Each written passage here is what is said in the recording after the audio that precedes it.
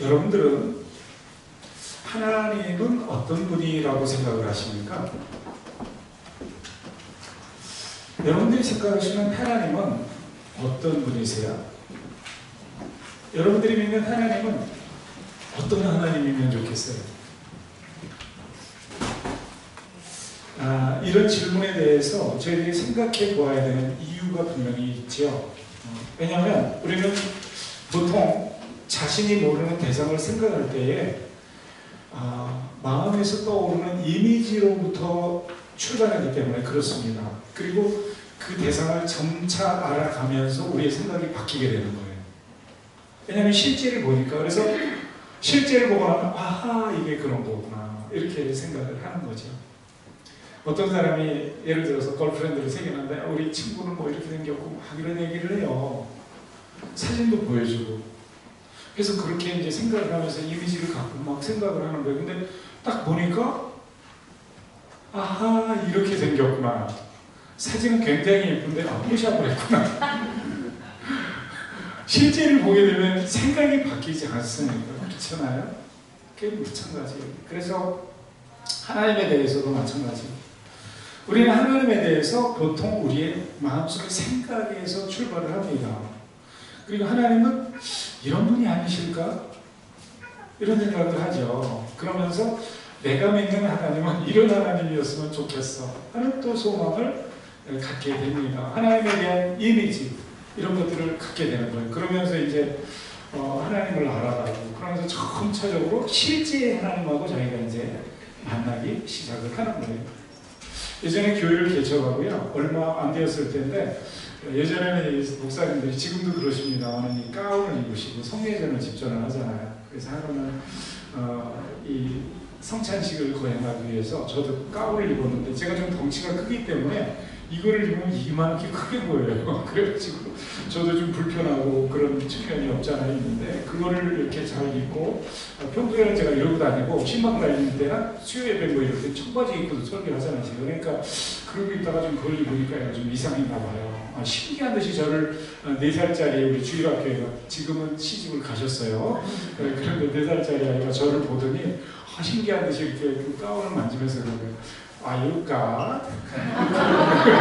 저보고 하려는이냐고 이렇게 묻는 거예요. 그래서 제가 굉장히 귀엽고 참 사랑스럽다 이런 생각을 했는데, 이 아이가 생각했던 하나님에 대한 형상이 있잖아요, 모양이. 그러다 보니까 이제 저를 보면서 제가 하나님 이야기를 자꾸 하고 하나님에 대해서 배우니까 아마 그런 생각을 한 게 아닌가 이렇게 생각을 합니다. 그런데 이런 것은 어린아이만 갖고 있는 생각이 절대로 아니고, 그리고 새로운 생각도 아니고, 어떤 특정한 사람만 그런 생각을 하는 것도 아니에요. 그래서 오래전에 고대 그리스 철학자 중에서 제노파네스라는 사람이 있었는데, 이 사람이 그런 얘기를 했어요. 만약 말이 우리처럼 그림을 그릴 수 있어서 하늘을 그린다면 말처럼 그릴 것이다, 이렇게 얘기를 했어요. 왜 그러냐면 자기가 이 생각하는 그 한계 안에서 하나님은 이런 분이실 거야 라고 생각을 하고 이미지화하기 때문이에요. 그렇죠? 또 이런 분이 있었으면 좋겠다 생각을 가지고 하나님은 그런 모습으로 자기가 만들어서 그려놓습니다. 그래서 아프리카에 가면은요, 사람들이 예수님을 무슨 색으로 그릴까요? 흑인으로 그려요. 우리는 백인의 모습에 예수님을 다 생각하지만 아무도 몰라요. 이사야서에서 묘사해 놓고 있는 거 보면 흠모할 만한 모습이 하나도 없다, 이렇게 말씀하셔요. 그래서 여러분들이 생각하는 그런 핸섬 이 30세의 그 장발에 그냥 수염이 나고 그냥 멋있고 키가 이렇게 크고 이런 날씬한 예수님이 아닐 수도 있지 않겠어요. 그런 이제 형상을 하게 됩니다. 그러면서 이제 하나님을 떠올리는 거예요. 우리의 이런 상상력 또는 형상화하는 마음의 능력은 제가 말씀드린 것은 상당히 주관적이다. 서브젝티브한 거예요. 그러다 보니까 누가 울고 있다면 어떤 생각을 하냐면, 저 사람 울고 있는 거 보니까 위로가 필요할 것 같아, 이런 생각을 하는 게 일반적이에요. 상상을 그렇게 하고 또 생각을 그렇게 하는 거예요. 그렇지만 그 생각과 상상이 동일하지 않을 수가 있어요. 아까도 제가 이제 말씀을 드렸지만 어제도 그런 것들을 제가 목격을 했어요. 우리 최 집사님 따님 결혼하는데 갔는데 이제 신랑 신부 이제 예식 다 끝나고 나서 그 신랑 측 아버님이 인사를 하는 순서가 되었어요. 그래서 인사를 하시다가 울컥하고 말을 잘 잊지를 못하시는 거예요. 결혼식 날 너무너무 슬퍼서 그랬을까요? 그게 아니죠. 아들인데 딸 하나 지금 자기 집으로 들어오는데 얼마나 좋겠어요. 그분이 말씀하시기를 너무나 기쁘다 보니까 감정 조절이 잘 안 됐습니다. 이런 식으로 말씀을 하시더라고요. 그러면 우는 사람이나 이런 사람들 보면 슬플 거다, 위로를 해줘야 되겠다는 건 내 생각이에요. 그런데 실제는 그렇지 않잖아요. 그리고 우리가 정말 극한의 슬픔을 경험하거나 고통을 경험할 때 우리는 어이가 없어요. 헛웃음밖에 안 나온다. 그럴 때가 있어요. 그래서 너무 힘들고 너무 고통스러운데 사실은 웃는 거예요. 눈물이 흐르는데 기쁨이 있고 웃음이 피어나는데 그 가운데 슬픔이 숨겨져 있을 수 있는 거잖아요. 우리의 생각은 이렇게 실제와는 다른 여러 가지 상상의 형상을 만들어내는 거예요. 하나님에 대해서도 마찬가지예요. 그래서 하나님은 어떤 분이실까 상상하다가 만들어내는 것이 형상화시키는 거예요. 왜 그러냐면 인간은 본질적으로 종교적이기 때문에 그런 거예요. 그리고 인간은 본질적으로 내가 아무리 강한 척하는 의지의 사나이라 할지라도 의지를 해야 되는 대상이 필요하기 때문에 그런 거예요. 우리는 다 연약하기 때문에 그런 거예요. 그래서 세상의 모든 우상 숭배자들은요, 신을 어떻게 생각을 하고 흠모를 하다가 만들어내는 형상이 있는데 그걸 우상이다 이렇게 얘기하는 거예요. 가장 흔하게 저희들이 보는 게 부처님의 모습이에요. 저도 불교에서 왔지만 여러분 부처를 보고 스님한테 이게 하나님이세요? 이렇게 묻으면 그분들이 이놈아 네가 아직 도가 못 미쳤구나. 이거는 돌로 깎은 돌이니라. 이렇게 얘기를 하지 이게 하나님이라고 말을 하지 않아요.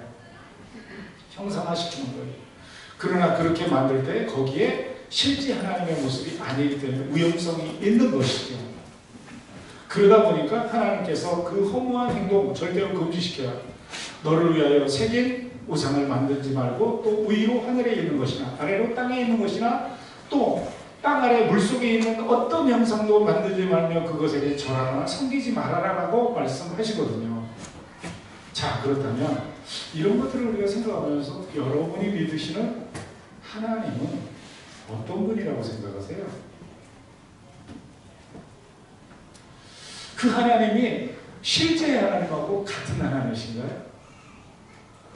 아니면 무엇인가 다른 부분이 있는 잘못된 하나님, 쉽게 말하면 헛다리 짚고 있는 경우가 있어요. 이단에 빠진 사람들이 그럴 때가 많이 있죠. 오늘 본문은 하나님이 어떤 분인지를 저희에게 가르쳐주는 말씀이에요. 성령이 충만해서 하나님을 찬양하는 사가랴 주인공으로 다 등장을 합니다. 사가랴가 하나님이 어떤 분인지를 그 가사 속에서 찬양하고 있는 거예요. 본문을 사가랴의 노래다 또는 사가랴의 찬가다 이렇게 이야기를 합니다. 사가랴는요 10개월을 말을 못하고 지냈던 사람인데 아들 요한이 할례를 받고 이름을 부여받는 그 순간에 입이 터졌어요. 말하기 시작한 거예요. 그래서 감사히 찬양을 하는 거예요. 그런데 이때 하나님 아들 주셔서 땡큐 그러고서 찬양하는 게 아니에요. 10개월 동안 말을 못했는데 치유의 은혜를 주셔서 제가 이 치유의 기적을 경험했습니다. 하나님 감사합니다. 그래서 찬양하는 것도 아니에요. 그것도 멋진 찬양이죠. 하나님의 행하심에 대해서 찬양하는 거니까. 그런데 그 차원을 넘어서는 이 평범 이상의 찬양을 하는 거예요. 그게 뭐냐면 이스라엘이라는 하나님의 신앙 공동체 속에서 성취되어진 하나님의 역사를 보면서 이 감격 속에서 하나님의 실제를 만나가지고 와 우리 하나님은 이런 분이구나. 그래서 그냥 터져 나오는 거예요. 찬양을 내가 해야 되겠다. 예배 시간 됐으니까 이번에는 예배 순서에 나오는 거예요. 그래서 하는 게 아니에요. 터져 나오는 거예요. 하나님의 그 실제를 경험했을 때 찬양이 터져 나오는 거예요. 그 백성 가운데 행동으로 자신이 하나님 되심을 드러내는 하나님, 그 하나님을 찬양하는 거예요. 성령에 사로잡혀서 충만해지면요 하나님의 일을 말을 하는 거예요. 이 사가랴의 찬양이요, 구약시대를 종결하는 마지막 예언과 같은 거예요. 구약시대의 문을 탁 닫는 거예요. 그리고 동시에 신약시대를 여는 최초의 어떤 예언과 같은 거예요. 구약시대에 기록된 하나님의 말씀이 이 찬양 속에서 메아리가 되어서 올려지는 거예요. 구약 속에 이렇게 선지자들을 통해서 이야기했는데 이게 이렇게 이 현실 속에서 이루어지는구나 하는 메아리가 들리는 동시에 이제 말씀의 성취와 함께 새로 시작된 새 시대의 감격과 환희를 생각하면서 찬양을 하고 있는 거예요. 이 사가랴의 찬양은 두 부분으로 나뉘어져 있죠. 오늘 본문을 보면 전반부는 67절에서 75절이에요. 거기에서는 하나님이 어떤 분인가에 대해서 우리에게 보여줍니다. 그리고 후반부는 이 하나님 되시는 메시아의 앞길을 준비하는 선지자인 세례 요한의 미래 사역에 대해서 이야기를 하고 있어요. 오늘 본문은요, 세례 요한이 태어난 직후 8일 후, 그 다음에 예수님이 태어나기 몇 달 전, 바로 직전에 일어난 사건을 기록하고 있는 거죠. 바로 그 순간 이 사가랴가 성령이 충만해서 겨우 할례받은 8일 된 아들을 안고, 품에 안고 하나님의 약속이 이루어진 것을 하나님 앞에 찬양하고 하나님의 또 말씀이 앞으로도 이루어질 것을 예언하는 내용이에요.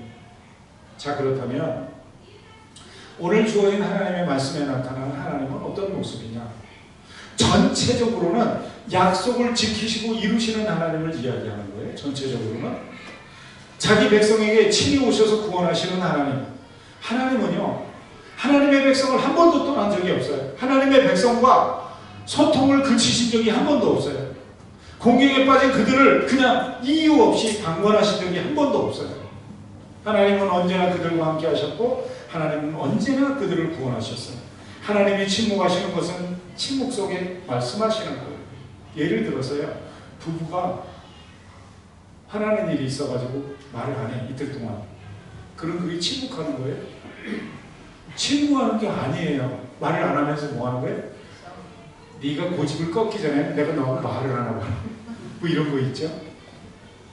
네가 생각을 바꾸기 전에 너하고 소통이 안 돼. 나 말 안 해. 그럼 뭐예요? 침묵 속에 메시지를 주는 거죠. 침묵 속에 더 강력한 말을 하는 거잖아요. 우리 하나님께서 침묵하실 때 그렇게 느껴지는 것은 뭐냐면 하나님이 말씀을 안 하시는 게 아니라 나에게 지금 침묵을 통해서 말씀하고 계신 거예요. 하나님은 한 번도 자기 백성에게 소통하지 않은 적이 없어요. 언제나 그분의 긍휼을 보여주시면서 자기 백성과 소통하시면서 관계를 지속하셨어요. 오늘 본문도 자비와 긍휼로 다가오시는 하나님을 찬양하는 겁니다. 사가랴는 이미 어떻게 해요? 개인적으로 다가와서 나를 만나주신 하나님을 경험한 사람이에요. 자기의 기도를 듣고 구원을 베푸신 하나님을 직접 경험한 사람이에요. 직접 경험한 사람한테는 할 말 없는 거예요. 예를 들어서 여러분이 호주 오면 9배 뭐 그런 얘기를 많이 해요. 오지. 그래서 뭐 울루루가 어떻고 얘기를 여기 울루루 다녀오신 분 계신데 울루루 그 바위를 보면 크다 그러면 그게 얼마나 큰지 잘 몰라요. 그냥 상상을 하는데 가서 그 앞에 딱 서보면 어이가 없을 정도로 크거든요. 이 둘레가 10.4km예요. 높이가 거의 400m 가까이 돼요. 그러면 그 바위가 하나예요, 하나. 모노레일 딱 서면 그거를 보고 오면 설명할 수는 없는데 그 사람이 직접 경험했기 때문에 말하는 건 그냥 받아줘야 되는 거예요. 한 번 사람이 뭐 할 말이 있어요. 오늘 본문도 마찬가지예요. 사가랴는 하나님을 경험한 거예요. 그래서 그 찬양은 그냥 아까 말씀드린 대로 이게 예배 시간인데 찬양할 수 있는 찬양해야지. 이게 아니에요. 개인적으로 경험한 살아계신 하나님을 향해서 하는 신앙의 고백이고 감격의 노래인 거예요. 그리고 그 찬양의 영역이 어떻게 돼요? 개인적인 찬양의 영역이 확장되어서 공동체에게 약속을 주시고 개인의 삶을 돌보실 뿐만 아니라 공동체를 돌보시는 하나님, 공동체에게 약속하신 말씀을 성취하시는 하나님을 향해서 찬양을 올려드리고 있는 거예요. 그 중에서도 자기 백성 이스라엘에게 하신 약속을 잊지 않고 반드시 이루시는 하나님을 찬양하는 거예요. 그 내용이 67절에서 75절이에요. 말씀을 한번 보실까요? 뭐라고 말하죠? 찬송하리로다. 주 이스라엘의 하나님이여 그의 백성을 돌보사 속량하시며 우리를 위하여 구원의 뿔을 그 종 다윗의 집에 일으키셨으니 이것은 예로부터 주께서 기록한 거룩한 선지자의 입으로 말씀하신 바와 같이 우리 원수에게서와 우리를 미워하는 모든 자의 손에서 구원하시는 일이라. 우리 조상을 긍휼히 여기시며 그 거룩한 언약을 기억하셨으니 곧 우리 조상 아브라함에게 하신 바로 그 맹세라. 우리가 원수의 손에서 건지심을 받고 종신토록 주의 앞에서 성결과 의로 두려움 없이 섬기게 하리라 하셨느니라. 이 말씀이에요. 이렇게 메시아에 오시면 하나님이 어떤 분이신지를 저희한테 보여주는 거예요. 조상들에게 주신 약속을 잊지 않고 기억하시는 하나님, 때가 되면 반드시 이루어 주시는 성취의 하나님을 저희한테 보여주는 거예요. 개인적으로 노래하지 않고는 견딜 수가 없는 상황이잖아요. 그런데 그 개인적인 경험 속에서 더 큰 것을 보고 감격하는 거예요. 자기 조상 다윗과 아브라함에게 주신 약속을 이루시는 하나님을 생각할 때에 공동체 속에서 만민 앞에서 찬양하는 거예요. 이 사갈의 찬양의 가사 속에서 우리는 하나님의 실제를 만나게 되는 거예요. 좀 더 구체적으로 나눠보면, 첫째, 그분은 그 백성을 어떻게 돌아보시고 속량하시는 하나님. 돌아보시고 속량하시는 하나님. 돌아보신다는 건 remember 한다는 거예요. 기억한다. 그리고 오늘 본문에서는 has come, 그 백성에게 다가오시는 하나님. 그리고 나서 redeemed, 구원하시는 하나님, 속량하시는 하나님을 이야기하는 거예요. 여러분, 속량은 값을 지불하고 구원하시는 것을 얘기하는 거예요. 오늘 본문 68절이에요. 그 백성에게 친히 와서 구원하시는 하나님을 이야기하는 거예요. 이 말은 이스라엘 하나님의 백성이 비참한 상태에 있을 때에 그냥 놓아두지 않으시고 적극적으로 개입하시는 것을 이야기하는 거예요. 하나님은 자기 백성의 고통을 외면하지 않았어요. 모르지 않은 분이 아니에요. 지켜보시다가 때가 되면 적극적으로 개입하셔서 해결해 주시는 하나님. 여러분, 이스라엘의 소망이 있을 때가 언제입니까? 하나님이 그 백성을 기억하시고 그들에게 다가와서 그들을 구원해낼 때예요. 출애굽 사건이라는 것이 무엇입니까? 노예 상태에 있는 그 백성을 하나님께서 기억하시고 그들에게 다가와서 그들을 건져서 애굽에서 빼어서 가나안이라는 곳으로 넣으시는 사건이 아닙니까? 여러분, 사사기에서 이야기하는 하나님이 무엇입니까? 그들이 고통 가운데 부르짖을 때에 그 소리를 들으시고 외면하지 않으십니다. 그들에게 다가가셔서 그들의 손을 붙잡아 일으키시는 하나님. 그 하나님이 이스라엘 백성들한테 만나질 때 소망이 있는 것 아니겠습니까? 여러분과 저의 인생 속에 우리의 삶 가운데 언제 소망이 생기기 시작합니까? 하나님이 나를 기억하시고 다가오셔서 나를 구원하시고 나를 돌보고 있다는 생각이 내 영혼 속에서 확 일어날 때, 하나님, 어려운 인생이지만 힘든 삶이지만 살만합니다.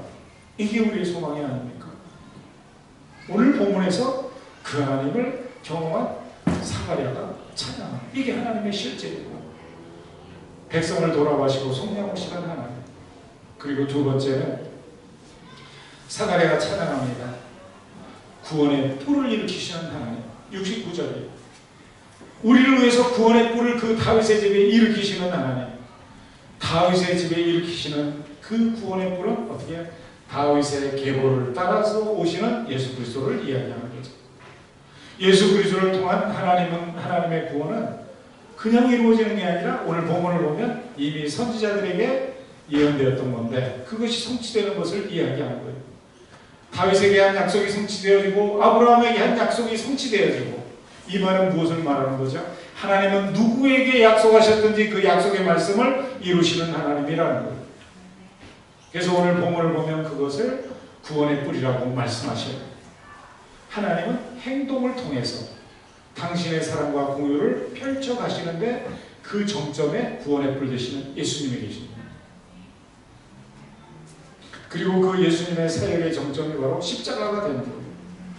그래서 십자가에서 돌아가시는 구원자 예수 그리스도 자신을 내어줌으로 구원하시는 하나님, 박으로 사가랴가 찬양하는 하나님의 모습이에요. 그 구원의 뿔은 우리를 미워하는 모든 자에게서 구원한다고 말해요. 여러분, 나를 미워하는 분이 누구예요? 우리 집사람은 나를 미워하는 것 같아요. 그게 아니에요. 우리를 미워하는 자, 우리의 축복을 가로막고 우리의 행복에 울타리를 허무는 자는 사탄이지 절대로 내 옆에 서 있는 그 사람이 아니에요. 그 사람 속에서 역사하는 악한 영이에요. 우리를 미워하는 사탄이에요. 그리고 우리를 원수의 손에서 건진다고 할 때 우리의 원수가 누굽니까? 그 사탄도 그렇지만 사단이 가지고 조절하는 우리의 타락해서 우리에게 이 에이즈처럼 또는 지금 행행하고 있는 코로나처럼 우리의 피 속 혈관을 흐르고 있는 영적인 질병인 죄예요. 그리고 그 죄의 삭신 사망이에요. 우리의 원수는 사탄과 죄와 사망인 거예요. 그래서 이제는 며칠 후면 태어날 그 구원의 뿔 되시는 예수님은 이 모든 문제를 해결하시는 거예요. 십자가에서 죄를 사하시고 피무덤에서 죽음의 문제를 해결하시는 예수 그리스도. 이게 우리에게 다가오신 하나님 되시는 그분의 실제의 모습이에요. 구원의 뿔 되시는 예수님, 여러분의 일상 속에서 매일 확인하시며 그분을 모시고 사는 여러분 되시기를 예수님의 이름으로 축원합니다. 두 번째, 세 번째는 우리를 새롭게 변화시키는 하나님입니다. 오늘 본문 74절과 75절을 보면 성결과 의로 섬기게 하는 삶을 살아가게 하세요. 성결과 의로 그분을 섬기는 삶. 오늘 본문을 보면 우리가 원수의 손에서 건지심을 받고 종신토록 주의 앞에서 성결과 의로 두려움이 없이 섬기게 하리라 하셨더라. 여러분, 우리가 변화된 존재가 되었다. 이 말은 나는 완전해졌다, 완벽해졌다, 이것을 말하는 게 아니에요. 이 말은 하나님의 자녀로 우리의 삶의 모든 여정 속에서 하나님이 개입하셔서 우리를 조금씩 그리스도를 닮은 사람으로 만들어 가신다는 것을 이야기를 하는 거예요.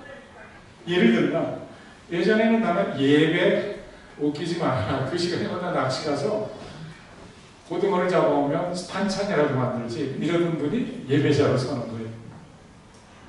예전에는 세상에서 살고 주머니 속에 있는 게 단 줄 알고 그냥 살았는데 인생은 그런 게 아니야. 내가 이 세상에 저 알지 못하는 곳에서 내 의지와 상관없이 온 것처럼 내가 이 세상을 마치고 갈 때에 그곳이 있다는 거 안 믿을 수 없다는 이 현세에 묶여있던 영혼이 영혼을 바라보는 존재가 되어지는 건 변화예요. 대단한 변화인 거예요. 예전에는 죄를 지어도 사람들 다 그렇게 해서 하는 거야. 양심의 가책을 느끼지 않았는데 이제는 조금만 무엇을 실수를 해도 둥둥둥둥둥둥 거예요. 양심의 목소리가 나를 괴롭히는 거예요. 괜히 하나님한테 벌 받을 것 같은 거야. 뭐를 잘못되고 뭐가 잘못되고 내가 그거 잘못해서 하나님이 벌 주시라 이 생각이 드는 거예요. 왜 그랬죠? 변화되어서 그런 거예요. 완벽해서 그런 게 아니에요. 변화되었기 때문이에요. 하나님의 은혜로 새로워졌기 때문인 거예요. 그래서 그런 양심의 가책을 느끼는 사람은 잘 살고 있는 거예요. 그 양심의 가책을 못 느끼는 사람의 문제가 되는 거죠. 하나님은 우리를 구원하시고 그렇게 계속 다듬어 가시는 하나님입니다. 더 나은 존재로, 더 성결하고 거룩한 존재로 성장시켜 가는 거예요. 그래서 이런 변화를 통해서 하나님을 더 잘 예배하는 자, 일상생활 가운데 하나님과 함께 동행하는 삶을 살도록 하시는 하나님, 그게 오늘 본문에 나타나는 하나님의 실제예요. 여러분, 그 한 예가 본문에 드러나는 주인공 사가랴예요. 누가가 처음에 이 사람에 대해서 기록한 거 아시죠? 누가복음 1장 4절과 5절을 보면 유대왕 헤롯의 아비야의 반열에 제사장 한 사람이 있는데 그 사람의 이름이 사가랴다. 그런데 그의 아내는 아론의 자손인데 이름은 엘레사벳이다. 두 사람이 하나님 앞에 보다 의인이니 모든 계명과 규례대로 흠없이 행하는 사람들이었대요. 의로 하나님의 말씀과 규례대로 흠없이 행하는 완벽한 칭찬받는 사람이에요. 그런데 사가랴가 무슨 일이 있었죠? 그렇게 칭찬한 사람이요, 오히려 나중에는 불신앙으로 천사한테 한 방 먹어요. 그래가지고 어떻게 해요? 10개월 동안 말을 못하는 벙어리가 됩니다. 왜 그렇게 되죠? 불신 때문에. 아니, 완벽하다며 규례대로 산다면서요, 말씀대로 산다면서, 그런데 믿지를 못하는 거예요. 그래서 어떻게 해요? 내가 말 못하는 자가 되어서 너희 말을 못하리니 내가 내 말을 뭐했기 때문이다? 믿지 아니하였기 때문이오니와 때가 되면 내 말이 이루어지리라. 사가랴가 믿어준다고 하나님이 약속하신 게 안 이루어지나요?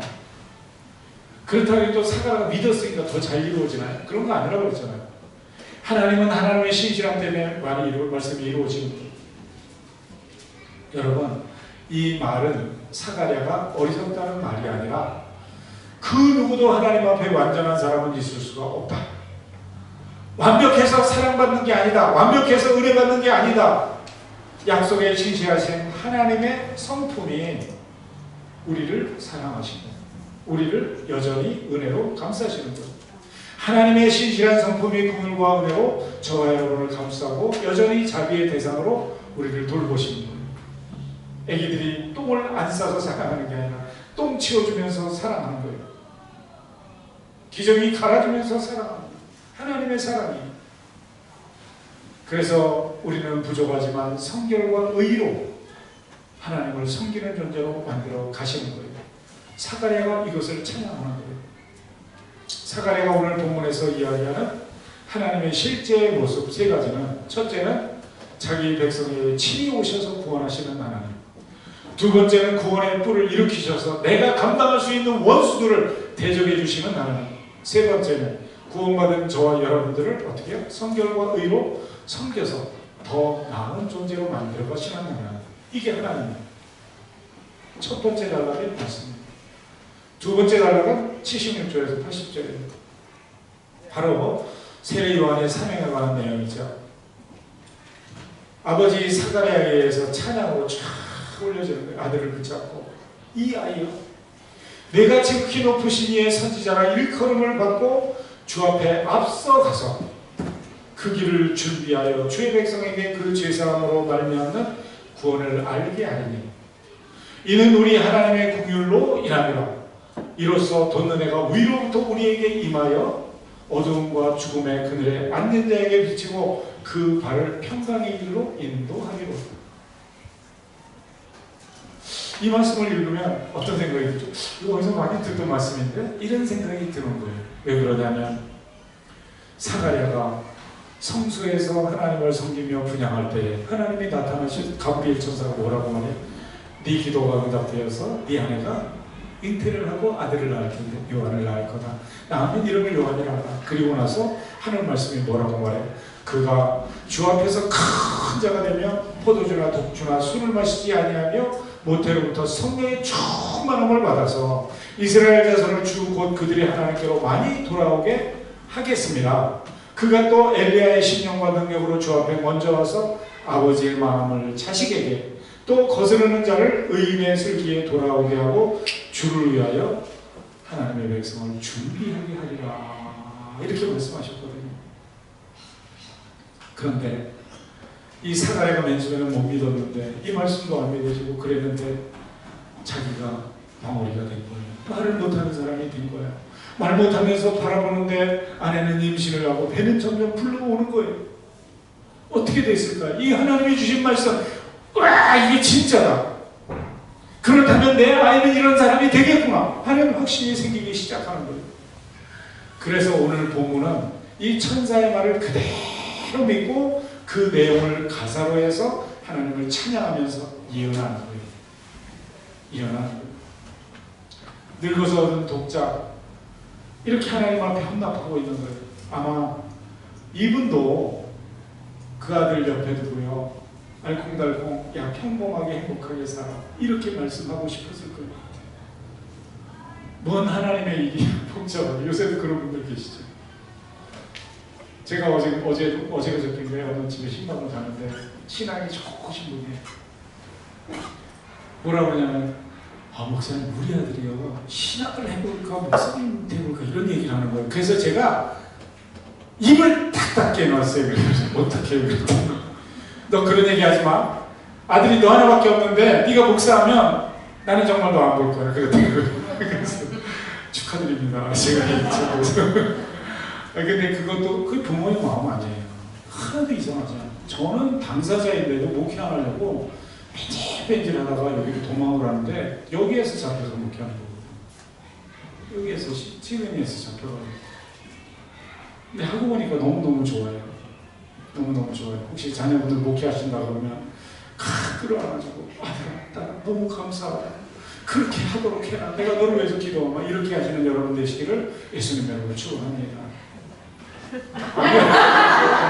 아벨 한분도 안 하시면 피아노 하도 좋아하고 의사도 좋아하고 그러실 수 있어요. 그런 일 하면서 하시면 돼요.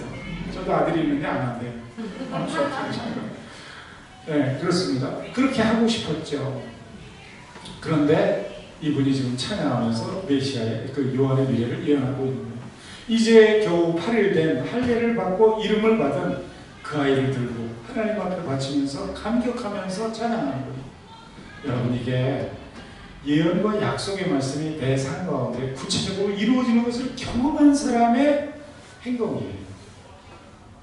저는 여러분 모두가 이렇게 자녀를 하나님 앞에 전문 목사와 선교사 되도록 바치라는 얘기를 하는 게 아니에요. 여기에서 우리가 배워야 되는 것은 믿음의 눈으로 여러분의 자녀들을 바라보시라는 거예요. 오늘 본문은 이 믿음의 눈을 가지고 요한을 바라보는 사가랴의 예언이 있는 거예요. 여러분들의 자녀들을 통해서 하나님이 큰 일을 이루실 거라는 하나님을 향한 기대를 가지시라는 거예요. 자녀들의 미래를 위해서 여러분 크게 기도하십시오.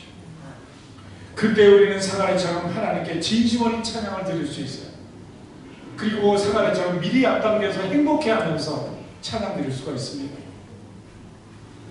가브리엘 천사의 말대로 우리가 믿지 않아도요 하나님의 일은 하나님에게 하나님이 이루셔요. 정기호기가 아무리 반질거리고 도망 다녀도요 그곳에 가면 그곳에 누가 계셔요? 하나님이 계셔요.